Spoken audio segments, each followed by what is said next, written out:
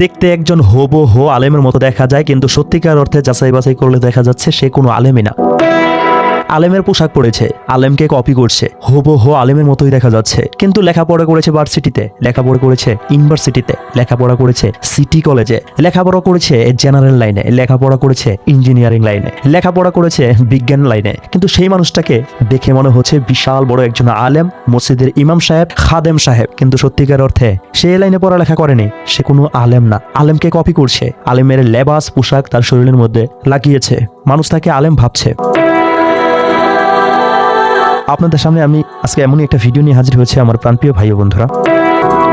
একজন মানুষকে দেখে একদম আলেমের মতো দেখা যাচ্ছে, কিন্তু সত্যিকার অর্থে সে কোনো আলেম না, জেনারেল লাইনে লেখাপড়া করেছে, জেনারেল লাইনের শিক্ষায় শিক্ষিত, কিন্তু তবুও রসুল সাল্লাল্লাহু আলাইহি ওয়াসাল্লামের সুন্নতের লেবাস, সুন্নতের পোশাক তার শরীরের মধ্যে সে এমনভাবে সেট করে নিয়েছে, তাকে দেখে কোনোভাবেই বুঝার উপায় নেই সে কোনো আলেম না। আসুন একটা কথা শুনি আগে। মোহাম্মদ আরবি রসুল সাল্লাল্লাহু আলাইহি ওয়াসাল্লামের সুন্নতের আমল কি কোনো খ্রিস্টান করবে, কোনো ইহুদি করবে, কোনো হিন্দু করবে? যারা ইসলাম ধর্মের অনুসারী না তারা করবে?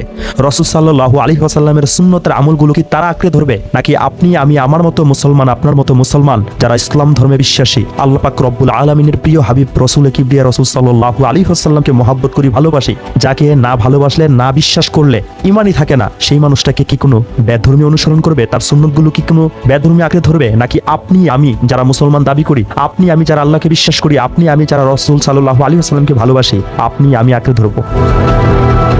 অবশ্যই আপনি আমি রসুল সাল্লাল্লাহু আলাইহি ওয়াসাল্লামের সুন্নতটাকে আঁকড়ে ধরবো। আমরা যারা মুসলমান, আমরা যারা ইসলাম ধর্মকে ভালোবাসি, নবী করিম সাল্লাল্লাহু আলাইহি ওয়াসাল্লামকে ভালোবাসি, আমাদের ইচ্ছে করে আমরা সুন্নতের আমল করি, আল্লাহ পাক রব্বুল আলামিনের ফরজ হুকুমগুলোকে মানি, কিন্তু বিভিন্ন কারণে আমরা সেই সমস্ত আমলগুলোকে করতে পারি না, আমলগুলো থেকে দূরে থাকি।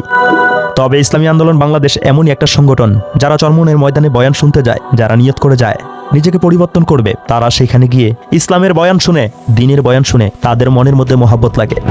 সেই জেনারেল লাইনের শিক্ষায় শিক্ষিত মানুষটাও রসুল সাল্লাল্লাহু আলাইহি ওয়াসাল্লামের সুন্নতের আমল করতে শুরু করে, তাকে দেখে বুঝাই যায় না সে জেনারেল লাইনের শিক্ষায় শিক্ষিত। আমার প্রাণপ্রিয় ভাই ও বন্ধুরা, আপনাদের সামনে আজকে আমি এমন একটি ভিডিও তুলে ধরেছি যে মানুষটা ইসলাম শিক্ষায় শিক্ষিত নয়, কোনো মাদ্রাসা লাইনে পড়ালেখা করেনি, তবুও তাকে দেখে বুঝার ক্ষমতা নেই সে জেনারেল লাইনের শিক্ষায় শিক্ষিত। তাকে দেখে মনে হয় সে কোনো একটা মসজিদের ইমাম সাহেব, কোনো একটা মাদ্রাসার প্রিন্সিপাল, কোনো একজন মুফতি সাহেব, কোনো একজন মাওলানা সাহেব। আসুন তার মুখ থেকেই কথাগুলোকে শুনি। এই মাদ্রাসা পড়ি না, আমি আলেম না, এই পরিবর্তন হয়েছে চরমনে আসে, কিন্তু আমার পরিবেশ আগে অন্যরকম ছিল। এই চরমনেটা আমার এক ভাইয়ে আমাদের ধরে নিয়েছিল প্রথম, আনার পরে দিয়া আলহামদুলিল্লাহ মাথা টুপি উঠছে, শরীরে যুব উঠছে, দাড়ি হয়েছে, সব হয়েছে। যেখানে যাই সত্যি আলহামদুলিল্লাহ করতেছে একজন আলেম, সপ্তাহে হুজুর, ঠিক আছে, সপ্তাহে একই কথা, এই দোকানে বললে সপ্তাহে হুজুর, ঠিক আছে। এলো আমার মানে এই চরমনে আওয়ার পরে তোমরা পরিবর্তন, নামাজ হইলে 5 ওয়াক্ত, কিন্তু কাল এক ওয়াক্ত বললো মানে 4 ওয়াক্ত কথা না, শুক্রবার খেলে নামাজ পড়তাম, এরকম অবস্থা। অনালে গেলে নামাজ ছাড়া আলহামদুলিল্লাহ কোনো কিছু ভালো লাগে না। এগুলো আমার পরিবর্তন, আলহামদুলিল্লাহ। আর কি পরিবর্তন হয়েছে তা জানি না, তো আমার আমি জানি, আমি কিছু বলছি। তো চরমনের বিরোধিতা যারা করেন, আমি বলবো যে এরকম আপনারা কয়েকটা প্রমাণ দেখিয়ে আপনাদের উচিলে এরকম কয়েকটা মানুষ এভাবে পরিবর্তন হয়েছে।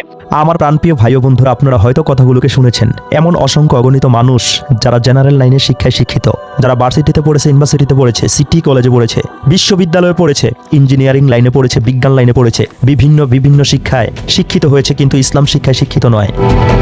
সেই মানুষটাও কিন্তু চরমনের সেই ময়দানে গিয়ে আল্লাহর অলিগুলোর বয়ান শুনে রসুল সাল্লাল্লাহু আলাইহি ওয়াসাল্লামের সুন্নতগুলোকে আঁকড়ে ধরছে। আল্লাহ পাক রব্বুল আলামিনকে শুধু মুখে নয়, ভালোবাসি কাজ করেও প্রমাণ করে দিচ্ছে। আমার প্রাণপ্রিয় ভাই বন্ধুরা, বিরোধিতা করে লাভ নেই। আসুন আমরা সবাই সত্যটা জানার চেষ্টা করি।